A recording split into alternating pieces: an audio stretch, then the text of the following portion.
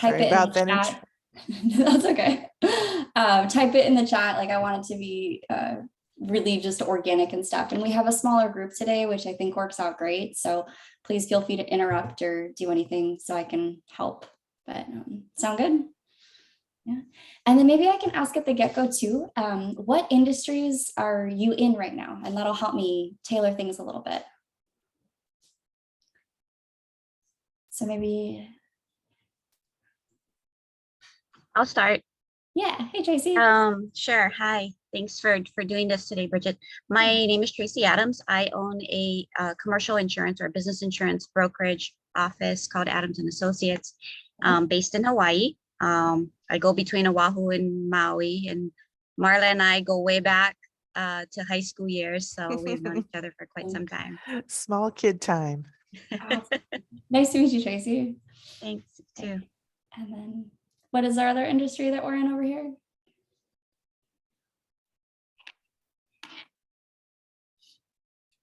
Hi, can you hear me? Yeah. Hey. Hi, this is Anitra Bell Henderson. I am in Alabama. And so I own a marketing and branding company that works specifically with workforce development and governmental agencies. Awesome. Okay, perfect. I'll keep those in mind. Great. Alrighty. So I'm going to hop right in. Again, please, anything I can help with, and I'm going to try to tailor the presentation a bit to it too. Okay, so my name is Bridget. Currently, I'm the founder and CEO of Solvay, and this is we make hybrid sports bras. So it's basically a sports bra that you can wear in the water, on land, and it's all rooted in the experience I had in sustainability advisory. So prior to Solvay, I worked with a company called Schneider Electric, and what we did was we helped Fortune 500 organizations prepare for kind of where the future of the world is going. And we helped them set their sustainability goals and then dig in and accomplish the goals and then keep setting them and keep building towards a better, more sustainable future. So I was in the right place at the right time. And I had this amazing opportunity to look under the hood and dig into the sustainability programs for companies like Walmart, PepsiCo, Target.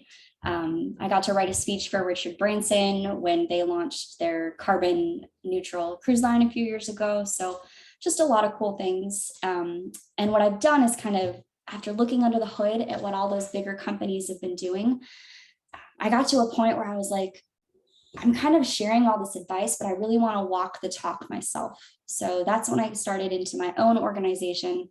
So what we're going to go over today is kind of how to apply those Fortune 500 lessons to a small business world. What tools make sense, what tools might not make sense.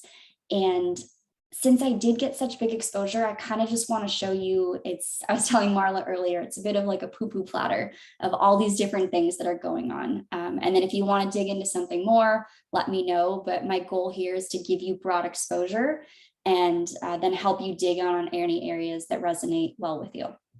So we're going to start with what sustainability is. Then I'm going to go through what I map out as the path to meaningful action. So goals, circularity, decarbonization, we'll go into that marketing element, and then resiliency and support. And then I'll share some of the resources for future learnings. So sound okay? Cool. All right, awesome. Okay, so sustainability, big buzzword. I hear like now more than ever, we're hearing it everywhere. But kind of at the heart of it, all sustainability really means is that you're meeting the needs of the present without compromising the future's ability to meet their own needs. So that's how the United Nations defines it. And I just think that's really important to just bring it back to its most simplest form. You know, we're just going to meet the needs of the present without compromising the future to meet their own needs. So I know we have a lot of folks on the call today from Hawaii and maybe future that listening to this recording. One thing I like to add is like a little tangent sidebar that I think is really special about Hawaii is that there's sustainability. Regional council meeting on Saturday. They just found that out that the journal that we have a meeting like. Am I back? Can you guys hear me okay? Okay, cool. Sorry about that. All right. But yeah, something special about Hawaii is I had a really amazing mentor who showed me, like, we talked about the Ahupua'a agriculture systems and how long ago, like, Hawaiians would farm fish and all these amazing things. So I could go on for like another hour or so talking about it, but I just think it's really important to keep in mind that in Hawaii, there's kind of this really deep heartbeat that's more than sustainability. It's about prosperity, and not only just meeting today without compromising the future, but how can we leave things better than we found them, right? So I just think that we're in a special place in the world to think about it this way, and it just kind of helps when framing all these kind of topics. It's a fun place to come at it from. All right, so we know what sustainability is. The big thing that it's not, though, is it's not greenwashing. So I think now that sustainability is such that buzzword and everyone wants to include it, and especially like Gen Z and millennials, they love hearing it. There's a lot of organizations that are dropping it left and right. But basically what greenwashing is it's when companies are talking about sustainability, but they're just doing it to kind of like to get the customer or to say the right thing or to ride that buzz. But they may not be backed by something that's credible, certified, or they may not be taking meaningful action and having like evidence behind it. So another goal of me today is just exposing you to a lot of different things so you understand the difference between what action is meaningful and what might be more on that like greenwashing realm. So we're gonna go over goals. Then we're going to talk about thinking circular, decarbonization, marketing and reporting, and resilience. For some new people on the call, I mentioned I have a screen over here where I can see everyone's face. So if I look a little crazy going back and forth, I'm just checking in to see how everyone's doing. All right, so setting goals. I think when setting goals, I always think it's really helpful to kind of reach for the stars, right? So what I'm presenting here today, one thing about sustainability is that there's no one way to achieve it in your organization, whether you're in a food business, a marketing business, insurance, retail, big company, small company. There's no one way to go about it. And that's kind of the frustrating thing for a lot of sustainability professionals. There's no one standard. There's no one reporting framework. There's so many of them. But there's a few that have kind of risen to the top that a lot of people are grouping themselves around. And here's 4 of them right now. So up front, these are more for like those bigger Fortune 500 organizations. And these are what are leading ESG initiatives. So ESG stands for environmental, social, and governance, ESG. So a lot of what we're talking today talks about like the E part of it. But I think when you're forming your own goals, it's really helpful to see what's possible and what kind of like the biggest investor doing, because not only is it going to give you a bit of confidence, but I mean, why not base things off of kind of the leading standards from the get-go if you've got access to them. So the first one's called GRI. This was like the first big like ESG, so environmental social governance initiative that kind of came about years ago. And it has different like topics and stuff that an organization can basically look into their organization, look at the practices that they're doing, and then they report on them based to this framework that GRI came up with. And the big question with GRI is, how is my business impacting the world? So what am I doing that's impacting the world around me, right? So GRI, like, it got pretty popular and people were really into it. And then this other one came up, and this one was called SASB. So I even get confused on the acronyms. There's so many of them out there these days, but the big thing is SASB, it's accounting. That's what the A stands for. So the difference with this framework was it's not how am I affecting the world, but hey, like, how is this changing world affecting my business financially, like with accounting? So how are the different things with climate action that are happening starting to affect my own business? So those are 2 main frameworks that a lot of companies use. And again, these are more bigger companies, but it's really helpful to know that they exist. CDP, that one's kind of the original one. That's more of like a report card. Companies report on areas of climate change, forest and water security. They hand in this report to CDP. CDP gives them a grade. Companies market that grade to show their progress. And TCFD, this one's a lot similar to SASB. It's more related to financial disclosure. And again, it has to do with how is the changing world and shifts in our climate affecting our business and, more important, our finances. So again, if you're kind of diving into the world of sustainability and it seems like there's a lot of different things out there and it seems confusing and overwhelming, that's a really good sign, because you're right in there with the best of them, the people that have been in these trenches for decades. But these are kind of 4 that they've rallied around. Now, while those previous 4 were something more like the larger organizations are working with, one that every government, country, solopreneur, it doesn't matter how big or small you are, can rally around, is called the Sustainable Development Goals. So again, any questions or thoughts, please feel free to send them on through. Happy to chime in. But the Sustainable Development Goals, so the United Nations in 2015, they met and they came together and they came up with this system. It's called the SDGs for short. And there's 17 of them. So these 17 goals is basically what they deemed as the world's blueprint for people and planet now into the future. And I apologize that it's a little fuzzy here, but you can see it's like no poverty, zero hunger, good health, climate action, responsible consumption and production, life on land. So they're big and broad. And while originally they were made for governments to kind of rally their countries around and say, hey, how are the things we're doing and the decisions we're making aligned with the SDGs?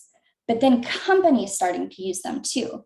So it's not uncommon to see companies that are really progressive on sustainability, if you dig deep into their reports, to say we're doing X, Y, and Z to work towards SDG number 2 or number 7 or number 13, right?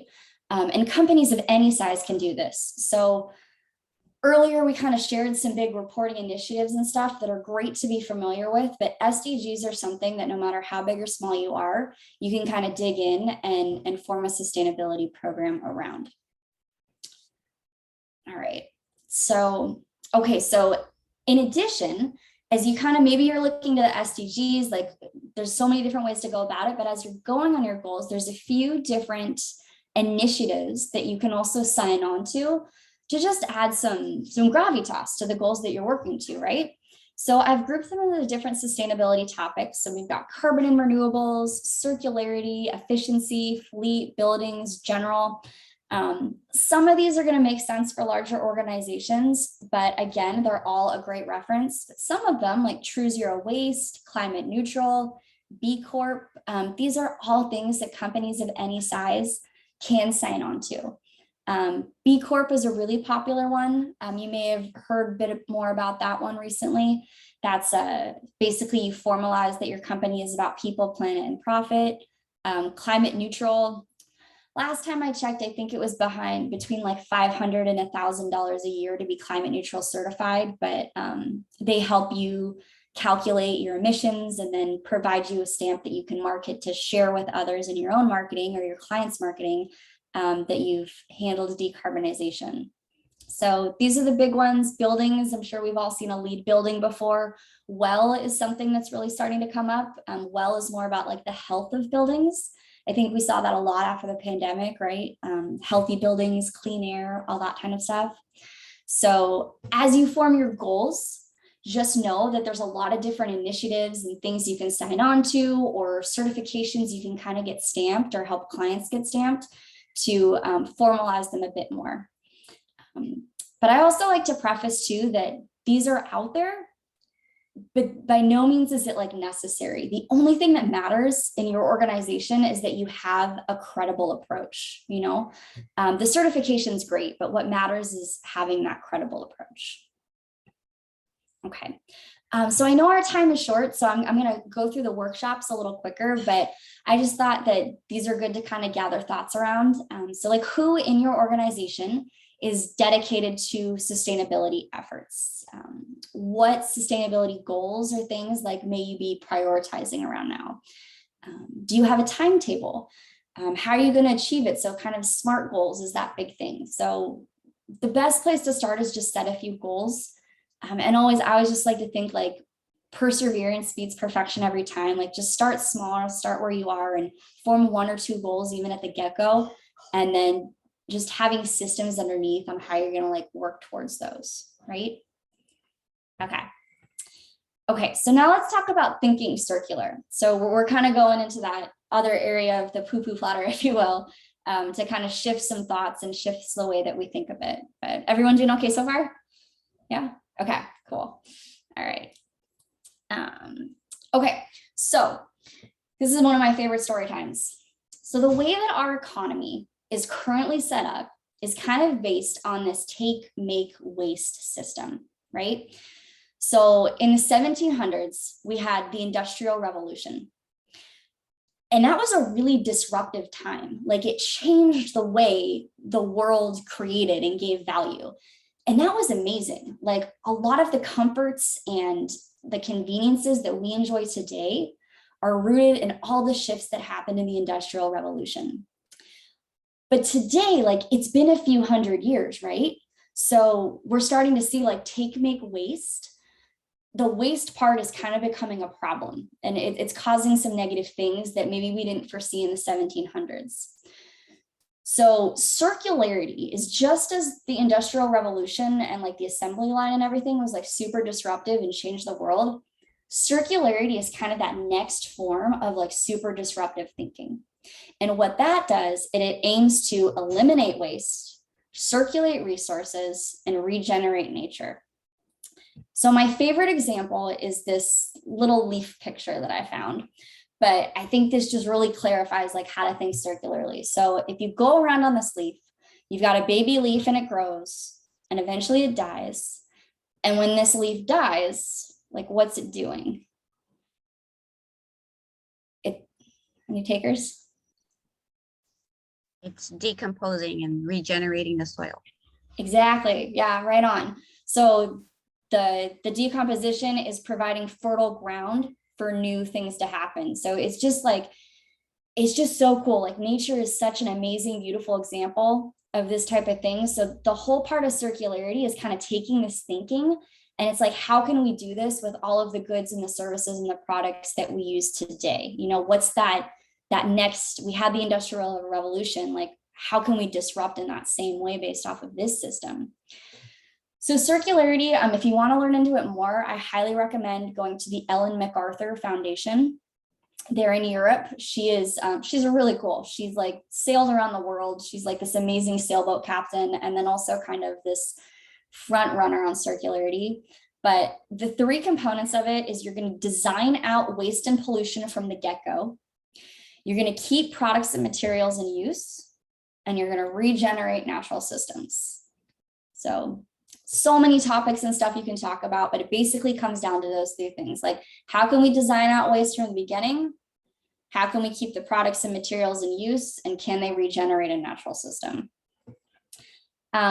So for smaller businesses, I know we're kind of across different industries and we're gonna have a lot of other different kind of industries look on the recording.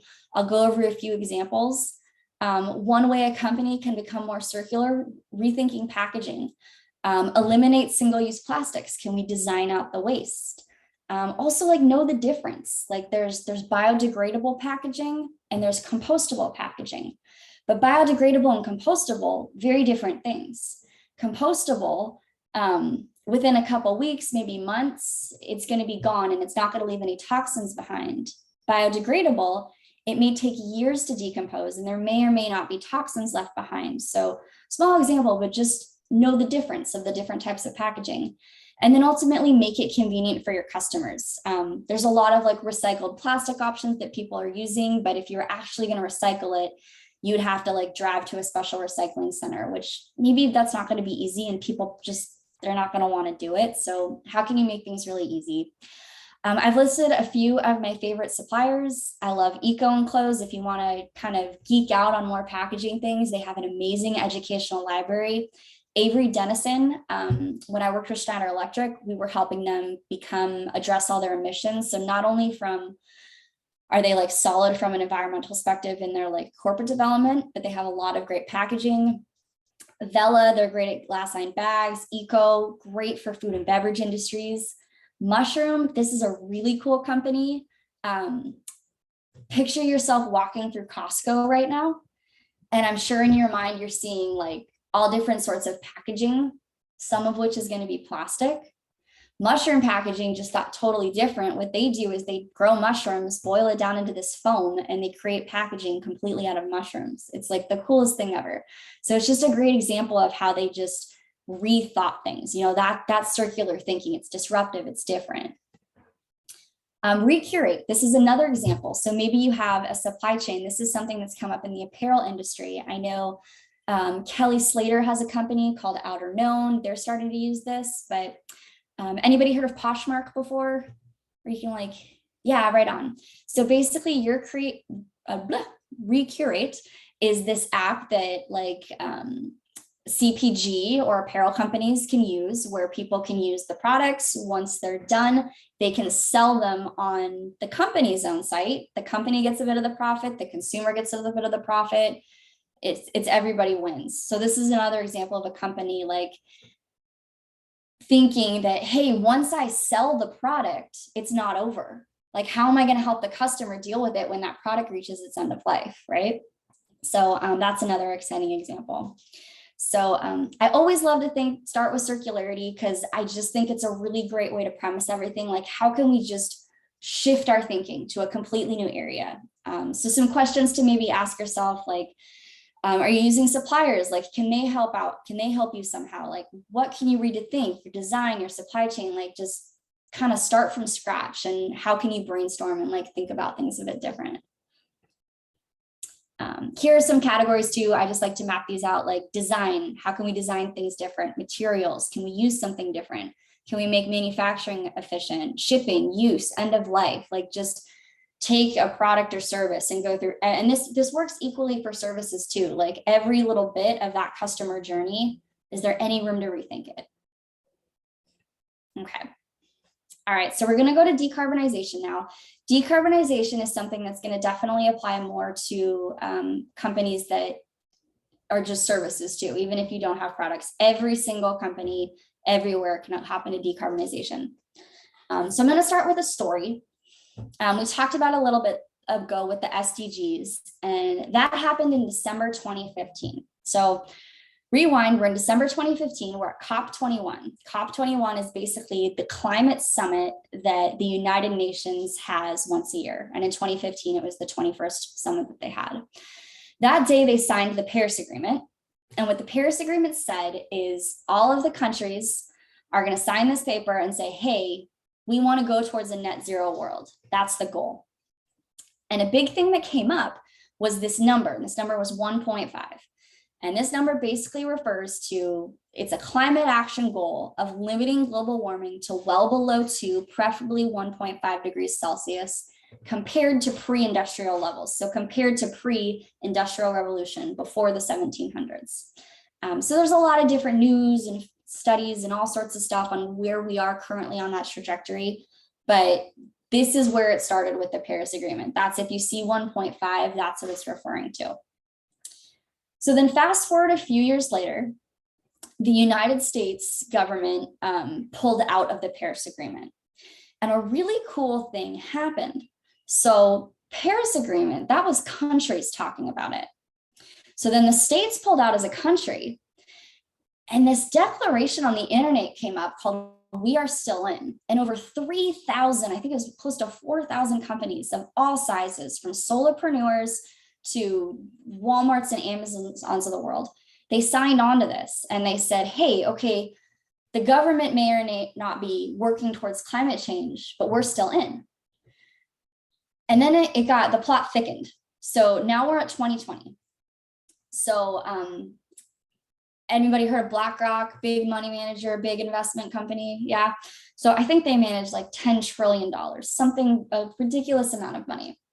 But the CEO of BlackRock, CEO of a big investment money manager firm, he sends a letter out to all these CEOs of all these big companies. And what that letter says is, There is a fundamental reshaping of finance going on right now. If you do not have purpose and transparency and climate action embedded into your company, you're going to get left behind. Like you're not on the right track. He sent it out in 2020, in 2021, and 2022.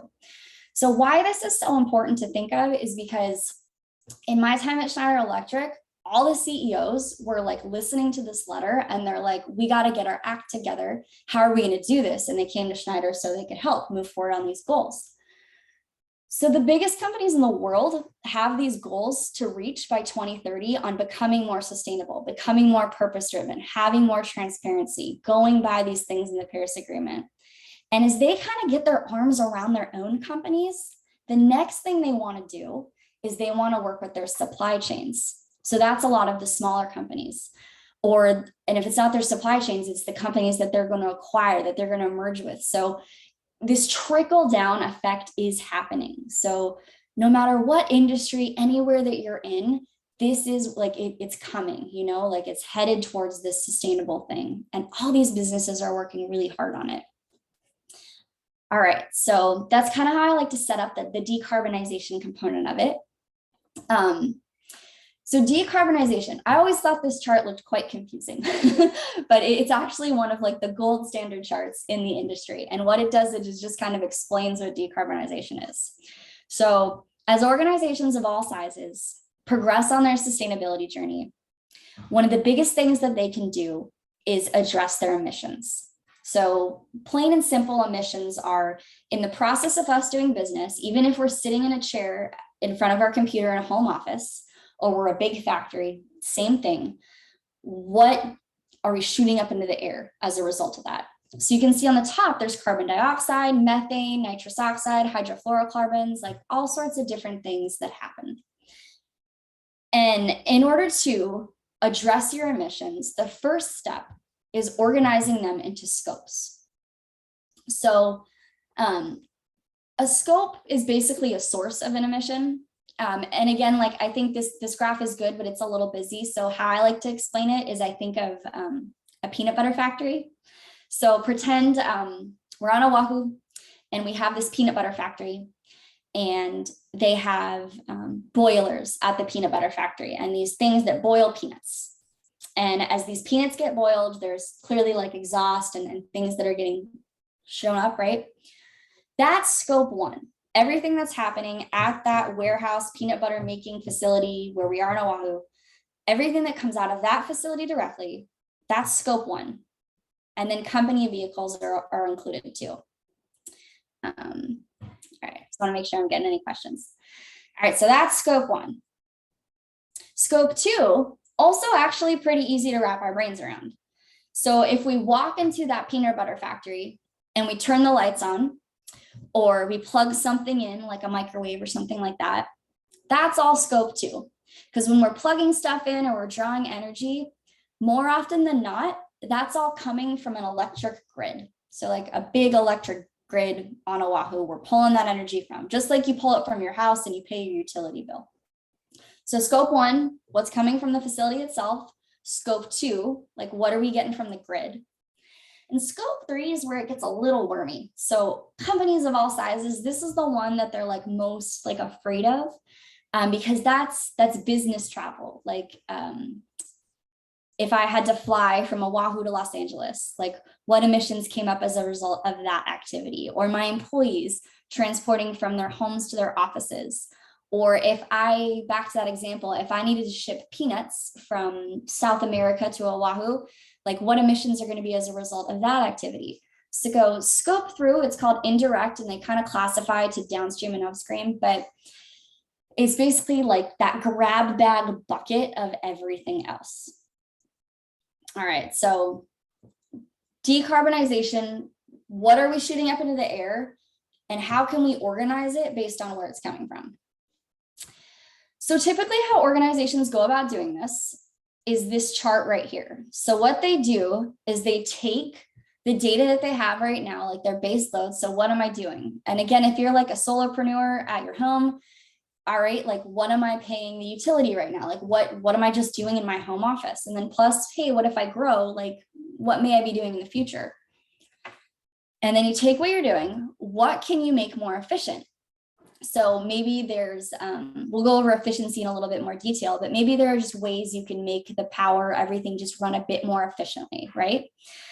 And then after you've made things, you've accounted for what you have, you've made it as efficient as possible, then you shift to renewable energy. So, okay, now with all the energy that I'm using, how can I get that from more of a renewable source?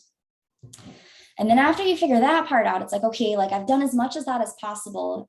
I still have some emissions that are probably in that scope 3 bucket that I can't address with renewable energy. What's unavoidable, then you go to carbon offsets. And then if you've got companies and cars or vehicles, you can talk about the fleet and supply chain.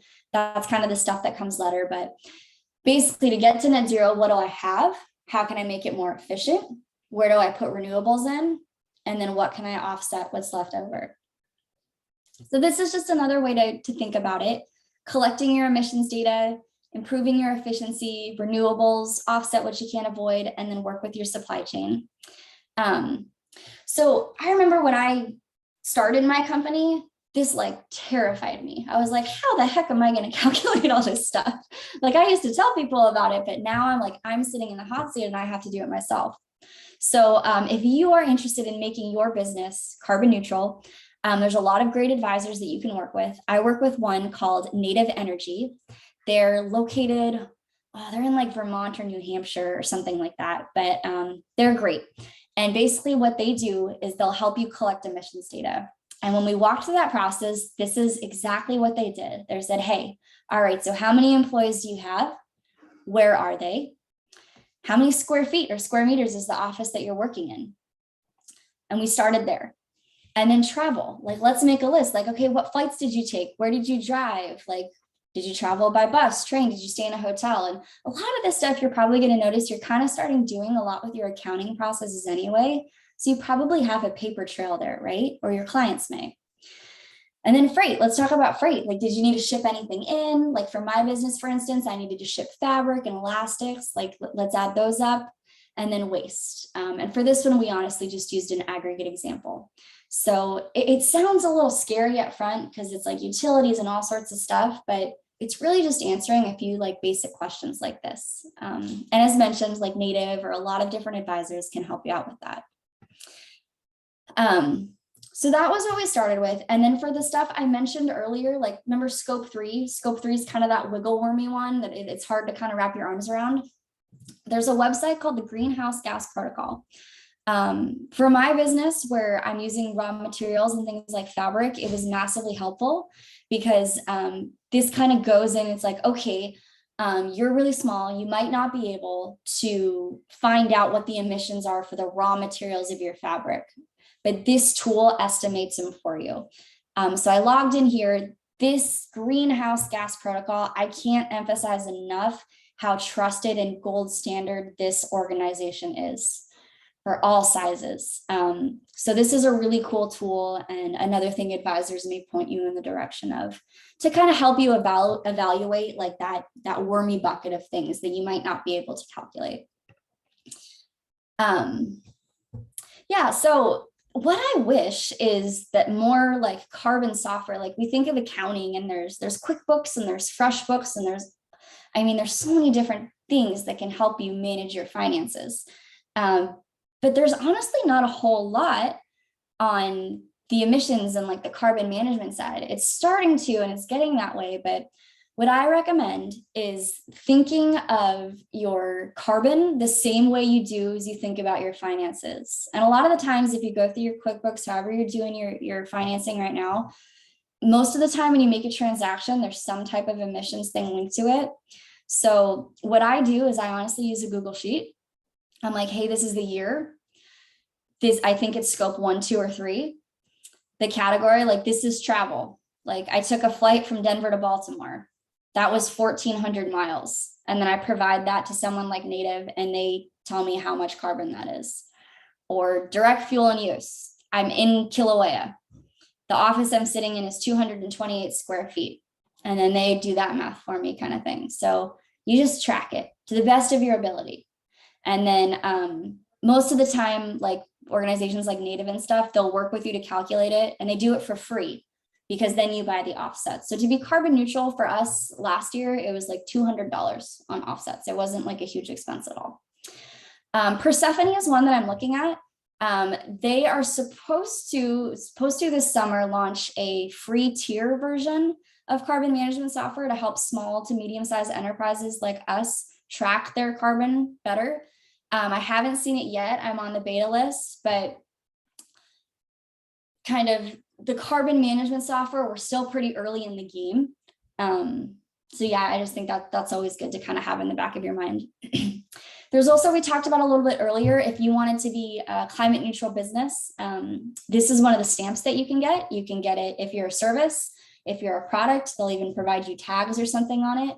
Really cool certification to show that you're either net zero or decarbonizing. They also have an epic calculator. They call it the bee, like a honeybee, but it's brand emissions estimator. And you can go through there and it'll ask you questions and you answer the questions and then it kind of calculates your emissions for you. So that's another way to go about it. For product companies, I don't know if we have any product companies on the line right now, but Allbirds, they're a shoe company. They're a really great example. They're so transparent. I love the transparency they have. They have a life cycle assessment tool where they give you the exact spreadsheets that they use to make all their products carbon neutral. So there's resources like that out there too that you can check out.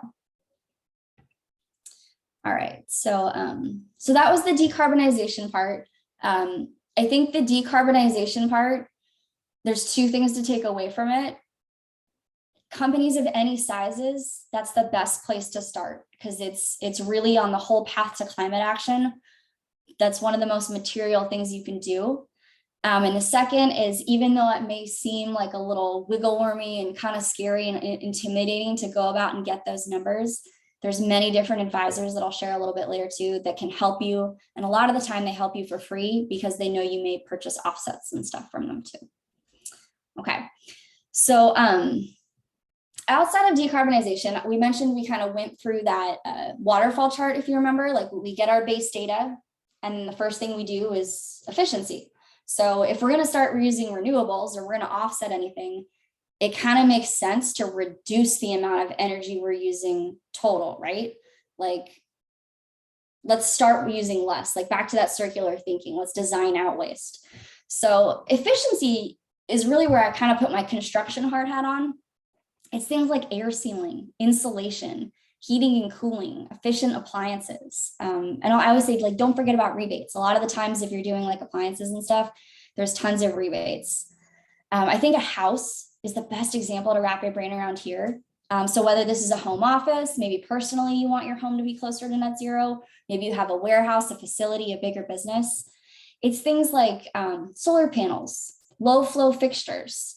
I mean, do you have single pane or double paned windows? Are the walls insulated enough? Do you have LED lights?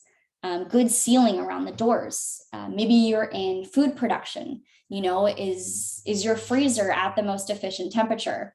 Are you ensuring that when people walk in and out that there's not a waste of energy? Like, are there any energy leakages?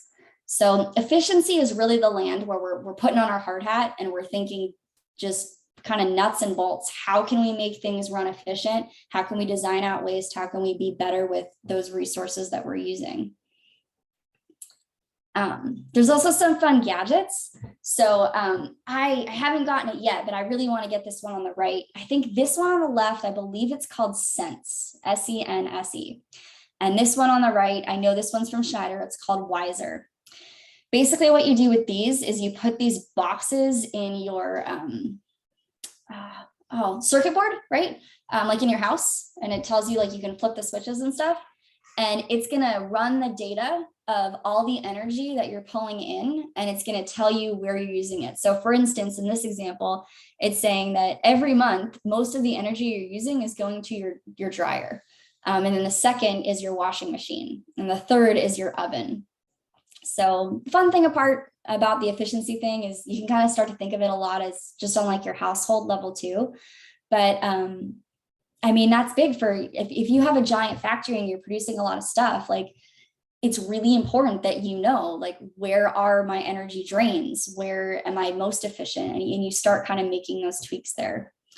I threw this in for fun. So Energy Star has a system called the HERS Index. If you're kind of more on the home front and thinking about making your home a bit more energy efficient, you can kind of go in and see how efficient your home is right now. And it kind of helps you work towards things. So people in like the construction industry that builds things, they use the HERS system a lot to kind of index the efficiency of homes. Okay. All right. How's everybody doing so far? Good. Okay, cool. All right, so we're going to keep moving down that waterfall chart. So after you've made things efficient, like how can you incorporate renewable energy? Wind and solar, most common forms of renewables, but there are so many different ways to purchase renewable energy these days. The best thing to do is start with talking to your utility. 9 times out of 10, your utility is already going to have a renewable energy program that you can really easily work into your monthly bills or whatever agreement that you have with them. Community and rooftop solar, that's another example. Energy attribute certificates and power purchase agreements. I'll explain what those are in a moment. That's really taking it up a next level. And that's probably where you're going to start to work with like an advisor. For anyone on the call in Hawaii, Ocean Head Solar, they're fantastic at this. They're really great. Gail owns that business. She's awesome. Sunrun is a big one. Sunrun's all across the United States. I know they help with this too. But yeah, let's explain what this is really quick too, because I think this is really helpful, especially in the land of greenwashing. So renewable energy is a little different than other types of energy because there's a kind of this like invisible industry with it. Say you got a wind turbine, every time that turbine creates a kilowatt of energy, 2 things are happening. You're going on this side and you're creating energy that's going to join the grid. But at the same time, you're creating a burst certificate. So if you've got a windmill or a solar panel or something, every time that generates a unit of energy, at the same time, it's also generating a burst certificate.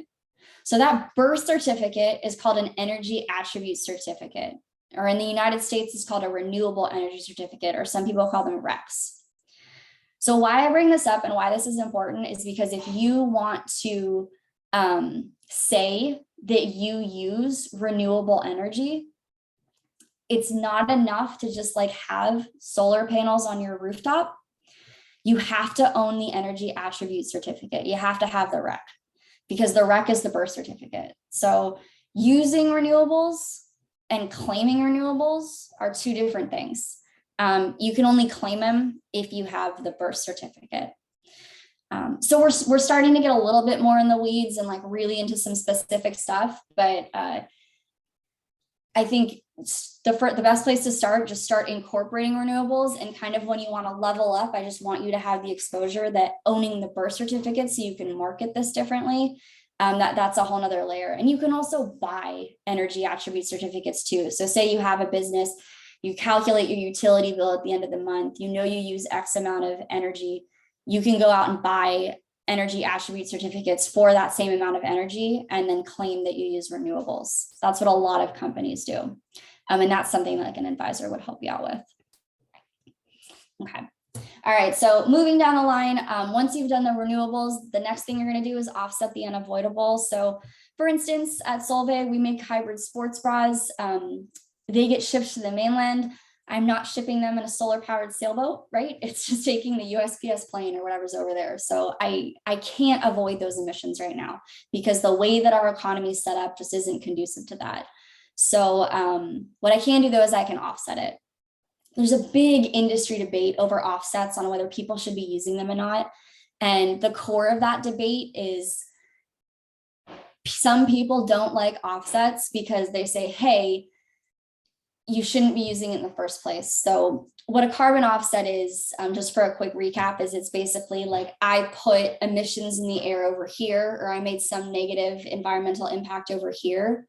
So I'm going to like plant trees or something over here. So it's going to equal like the amount of emissions I put up is also going to be sunk by the amount of trees I planted. It's like you're balancing it out. Is it a good thing? Like, I think yes, especially for those cases where you really can't avoid those emissions. But should we rely on them? Probably not. Probably we should find ways to just not create the emissions in the first place, right? All right. Okay, so where do you buy offsets? How do you do this? Here's a list of different advisors where you can buy them. Native is the one I work with. All of these are great, kind of no matter what size of business you are. But make sure when you're buying them that they're third-party certified. So here are the top certifications that you want to look for. The world of offsets is huge. Just ensure that you're buying certified. And if you're working with someone like this, or you're purchasing your offsets from someone like that, you can trust that they're going to be certified. If you do have shipping in your business, or your clients have shipping in your business, Sendle is a great one. I use this. They plug right into Shopify. They work with South Pole, which is one of the advisors I just mentioned. So they're fantastic because every time I ship an order out to someone on the mainland, I pay Sendle for the shipping and they pay for the offset. They're just a really amazing company that they said everything we ship, we're going to offset. So this is great if you're involved in any product businesses. Okay, and then finally, engage your supply chain. A lot of different suppliers, or the people, maybe it's not suppliers, maybe it's your partners, it's the people in your network, you know, like how can they help you? Like, and if we kind of put our marketing hat on here too, like what certifications do they have? Where are they located? If you have a product-based business, draw a map, put on that map where all your suppliers are from. Can you shrink that a bit? Can you make it so everywhere you're shipping products, you don't have to ship them from as far as a distance to reduce the emissions? Little things like that. I wanted to share one story too. When I was working with Walmart, what I loved about them is they didn't force compliance on anybody. What they chose to do is educate. So they never went to a supplier and said, hey, you got to be this sustainable unless we're not going to work with you. What they did is they're like, hey, we want you to be more sustainable. Here's education, here's resources. How can we help? I just think that's the best way to go about it. So if you do think of engaging your partners and stuff, just kind of think of it from more this educational mindset, because what they found and what we were finding is sometimes we'd reach out to suppliers and we'd say, how much electricity do you use once a month? And we had one supplier get back to us and they said, we use 1 gallon of electricity. And we're like, that's like water. People don't use gallons of electricity, right? So you never know what you're going to get. If you have a fleet, if you're working with cars located in Hawaii, they're not in Hawaii quite yet. They're on the mainland, but I just wanted to preview that things like this are coming. This company is called Spring Free EV. They're introducing these things called like a mileage purchase agreement, where essentially you can rent your fleet of completely electric cars and they handle the maintenance, all that type of stuff, and you're billed based per mileage. So again, if you're starting to work on like how do you electrify your fleet, not on Hawaii yet, starting to get bigger on the mainland, I think we're going to see a lot of these companies start to evolve a lot more, but solutions for electrifying your fleet in a financially viable way. Okay, so measuring emissions, here's some questions to ask. I'm going to keep moving because I know we only have a few more minutes left, but yeah, it's just start with the basics data, find a good advisor to work with, and just know that no matter how big or small you are, this is a very achievable thing. Okay, all right, so marketing. Greenwashing. So you're taking this journey on sustainability, you've set your goals, you're thinking circular, you're wrapping your arms around your emissions, you're trying to be more climate neutral. Now you want to talk about it, right? Because I'm sure a lot of the reason you're doing some of this stuff is so you can talk about it. On the left here, this is an example of something that's super greenwashed. Like, we're environmentally responsible. We use recycled fabrics, so you can feel good knowing that you're respecting the earth while wearing your products. It sounds good, right? But that's not really giving us anything. This is researched. We use Econol fiber. It's regenerated from fishing nets. It's infinitely recyclable, Okotex standard 100. It's made in an SA 8000 factory. It's EU REACH compliant, and we're also researching biodegradable. That's something people can actually rally behind. They can actually see what you're doing and what you're not doing and what you're working towards. So absolutely, like as you are starting to communicate the environmental actions that you're taking, the best way to look at it is provide detail. There's greenwash and there's research. Fall on that research side. Like, instead of saying we're carbon neutral, like, we are carbon neutral for the year 2021. We work with native advisors. We've purchased offsets from these projects, right? Like, give them the detail. That's the difference. On our company website, it's solvay.co. I have something called the Game Changer Shopping Glossary, where it has a list of like 100 or so terms like carbon positive, circularity, carbon negative, compostable, biodegradable, B Corp. So all the words that I'm using here, I have it listed on that blog, because I just think it's also important, like, as you are communicating these statements and marketing these things, like, make sure you are using the right words. Like, a lot of times out there, we correct the larger companies on things like biodegradable versus compostable. Sounds the same, but it's not the same, you know? So just be specific with your words, like, words matter. All right. Okay, and then another big part of marketing, so there's a lot of different ways that you can market the environmental part of what you're doing. But we kind of started this presentation on ESG. So that's environmental, social, and governance. So that's what the S stands for. The S stands for social. So little things to think about that. I'm sure a lot of companies on the line today or watching this on the recording, you have a website probably. Do you have humane technology practices? Like, how are you advertising? Like, how do you go about that?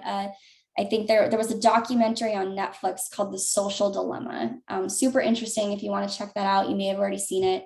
They have a whole website on humane technology practices. So I recommend going there and seeing if there's any tweaks you can make to your own website. Is your website accessible? My nephew is red-green colorblind. He had a lacrosse game a few years ago where for some reason they painted all the lines on the field red. He couldn't see the lines at all, right? Because he's red-green colorblind. So all he saw was an open field. Like, are people coming on your website, if they're red-green colorblind, are they going to have difficulty understanding key information? Or maybe they're just, are you using font that's at least 16 points in font, you know, like really tiny fonts? That's going to be really hard for people to read. What images are kids seeing? What future are you investing in? Are there ways to embrace neurodiversity? There's a lot of apps too. I know there's one called like Accessibility. There's a few others, but there's a lot of different apps you can put on your website. Kind of like there's that GDPR cookie bar now these days. Like, I'm sure every time you go on the internet on a website, it's, do you accept the cookies? You're seeing that. There's other ones where people can press and it's free for most of them, and it'll show a lot of resources to make it more easy to interact with your website. So ESG, the S stands for social. I always think the website is a really great place to start. All right, so workshop here, just communicate credibly, you know, and the best part too is you're spending all this time and you're doing all these amazing things. And like, trust me, like, this work isn't for the faint of heart. Like, being here, watching this recording, what you're doing is such an amazing, perfect, like, step forward, because it's kind of a wiggly world and there's a lot of different ways. There's no one path. So there's no need to kind of go it alone. Like, I'm sure the people that you're working with, your partners, your suppliers, your clients, anyone, they're probably doing some really great things too. So can you market those positive practices? Like, for instance, in my organization, our fabric supplier, we chose them because they are doing so many amazing things. And then we market that too, and kind of rising tide lifts all boats. And then think about, where are you going to communicate it? You know, are you going to do it on your website, in your store? Do you have packaging inserts? Kind of go through that customer journey. Where are all the different places that your customer sees you, your social channels? Like, where can they see you and how can you communicate it? And doing it in a way that's got honest detail, right? Your research, not greenwashy. Okay. All right. Okay. I'm going to round it out with resiliency and support in our last few minutes here. So, again, we've gone all sorts of amazing different areas today, but there's a few reasons all these bigger companies and smaller companies of all sizes are going towards sustainability and they're being more sustainable. I mean, you've got the climate reason, you got the financial reason now, which we saw with things like the SASB initiative and the TCFD initiative, but there's also a resiliency argument to go through. So when we worked at Schneider Electric, we used to tell these organizations the world is going in 3 places. It's becoming more digitized, more decarbonized, and more decentralized. So companies are starting to like invest in microgrids and other types of things. So when things like hurricanes in the Gulf Coast hit, it doesn't completely take out their entire business. Like, how can they have a microgrid or more solar and things that are on site? Can you diversify your supply chain? So back to more of those product-based businesses. You know, I think we all learned during the pandemic that diversification, like that's a core part of rebuilding resiliency into your processes as well. And then finally, governance and internal guidance, like who on your team is taking charge of this? Who in your network can help? Is there someone that you can follow? Is there a newsletter you can subscribe to? Is there an advisor that you can work with? Is there someone you can have on your board of advisors that has more expertise in this area? So like, who's going to help remain accountability to kind of drive these sustainability and resilience initiatives forward? So a few advisors, if you're small to mid-size on the left, Native, they're awesome. They're just so kind. 3 Degrees is a big one. Terrapass Pachama, really big organizations. I know Schneider's the one that I came from, so I have bias there, but they really are kind of all over the world. But yeah, if you want to work on decarbonization or circularity or offsets, these are all people that can help you. And if you're located in Hawaii, Ocean Head Solar, fantastic. Her name's Gail. It's women owned. They're super experiences. They've done stuff all across all the different islands. And they'll do everything. I mean, they do efficiency, they do solar, they do LED retrofits, they do electric vehicles, kind of anything in this world that we're talking about. If they can't help you, they're going to know who can. And then finally, some reading resources. So online, there's a few different newsletters that I like to subscribe to. GreenBiz is great. That's like the best in the business. These are kind of what they're looking at. Triple Pundit, Environmental Leader, those are all good ones too. Ellen MacArthur is the mothership for all things circularity, if you're interested in digging into that a bit more. And the UN SDGs, those were those 17 different goals that you can kind of set your goals around to kind of create this really credible practice. Really great website. Reading List books, Cradle to Cradle, that one's been around forever. It's a good one. The Upcycle, Donut Economics, Drawdown. Drawdown's a really popular one.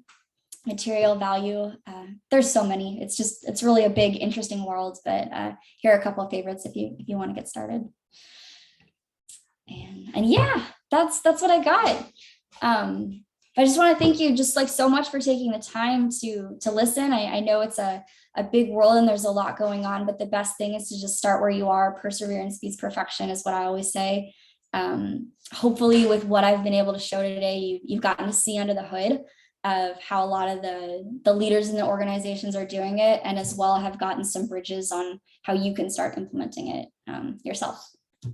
Thank you so much, Bridget. Yeah. Any last couple minutes, any questions? I just want to thank you so much for taking the time today. We're in a unique situation, our business. I'm the brand strategist. We don't have like a brick and mortar per se for the company. We're a beach service. So, and we're contracted by the hotel.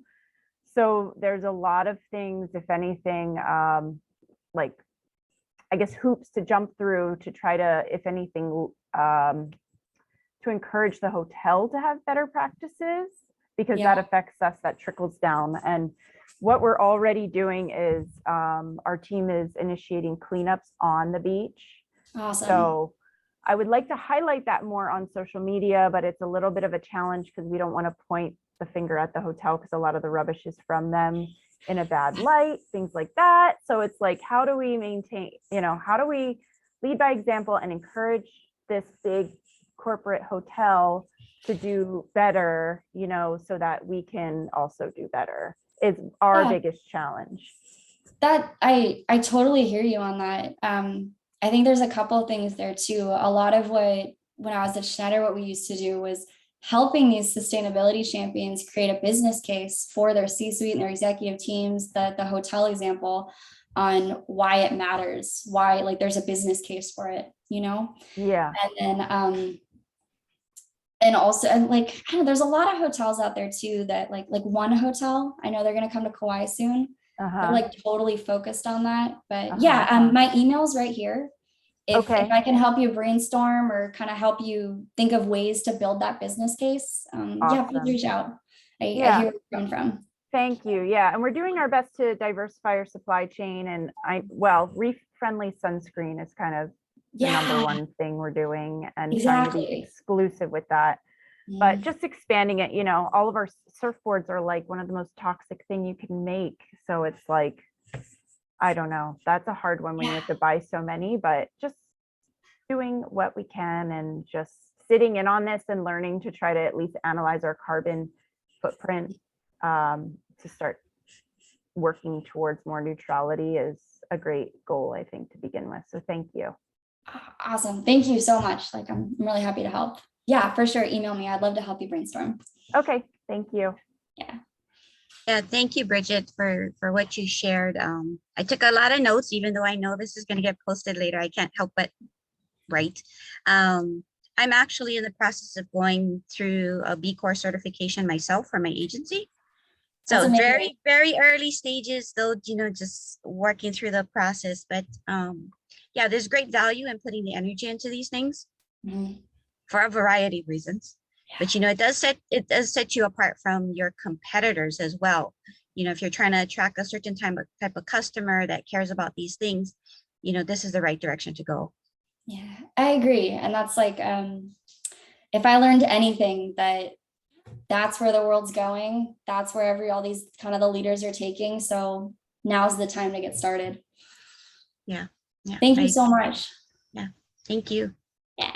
Thank you, Bridget, and everyone for your comments. We really appreciate this poo-poo platter, appetizer platter of all kinds of bits of information, and for Bridget putting up her contact information for more questions.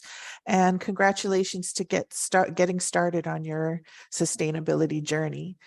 So thank you very much. I will let everyone know when this is posted to our website as well. Thank you so much, everybody. Have a good one. Thank you.